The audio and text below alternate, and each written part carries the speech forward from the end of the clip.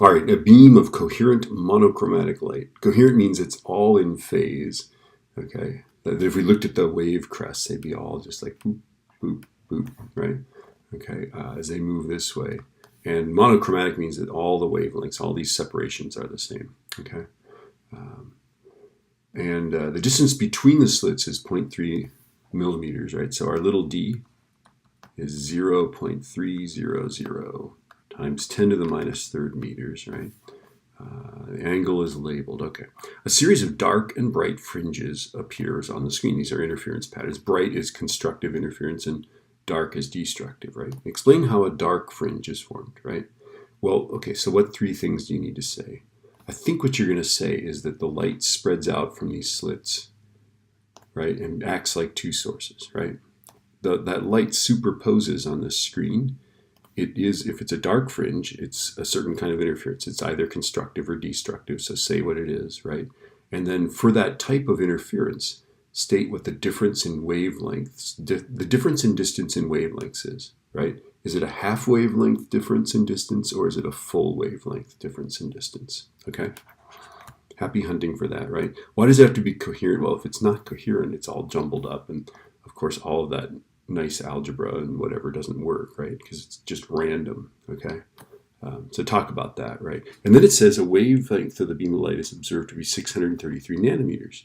The separation between a dark and a bright fringe on the screen is 4.5 millimeters. By the way, that means that the distance between a bright fringe and a bright fringe is twice that. This is something I did not catch. Okay. This is so S, when we do that little formula, S is the difference between bright fringes. And I got this wrong because I didn't see that they went from a dark to a bright. Okay, so you're going to use this. You're going to use S is what, lambda d over d, right? Okay, this is this distance, right?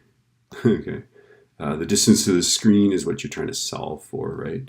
Our wavelength is 633 times 10 to the minus 9th, because that's nanometers, right?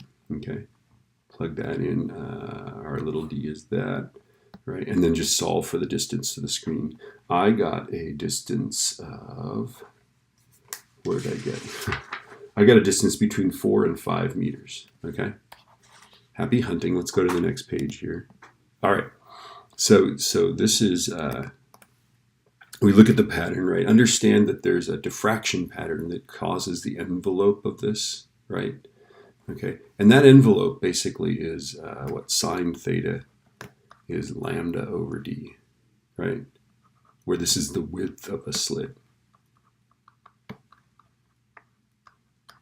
right? Okay, so this will be the answer to this one, right? Now we know the wavelength is 633 times 10 to the minus 9th, right? But we have no idea what the angle is. If we had that angle, we could figure out this width of this slit, okay? So how do we figure out that angle? Well, notice that that angle occurs right at, this is n equals 0, 1, 2, 3. It's happening exactly where the fourth fringe would appear, okay? That's the clue. That's what we're going to do. Is we're going to figure out that angle from this. We're going to use the double slit thing, right? So d sine theta is equal to n lambda, right? And we're going to put in a 4. It's at the fourth one. So 4 times lambda, which is 633 times 10 to the minus 9th, right, is equal to sine of theta, right? And then we know d, right? D is 0.3 times 10 to the minus third, right? So solve for the angle. Theta is, and it's something between 0.4 degrees and 0.5 degrees. Closer to 0.5 degrees, right? It's a small thing. Write it down with 3 sig figs, right? Okay. And then once you have that angle you can throw in to here and solve for the width of one of those slits. And the width of one of those slits comes out even, kind of cool, okay? And it's about 3/4 of a, no wait, it's about 7.5 micrometers. I'll let you discuss that, think about that, okay? All right, let's keep going.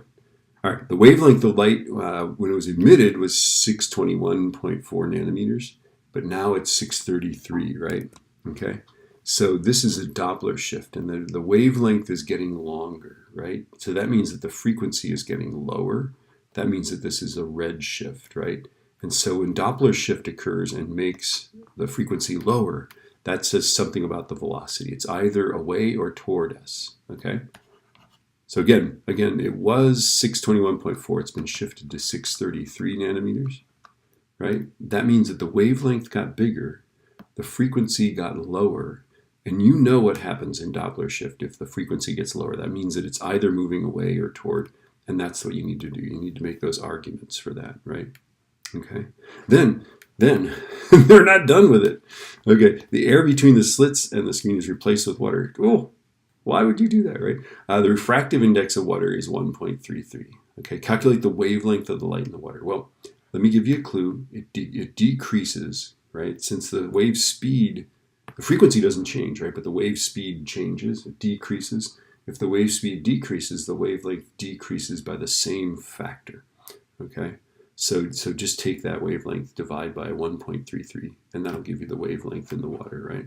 Now, with a shorter wavelength, how does that change the intensity pattern on the screen, okay? And by that they mean, like, how does it change the brightness of it? Does it change the spacing of these guys, right? These are things we could talk about, right?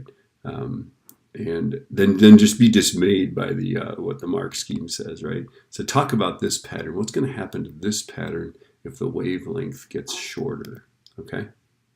All right.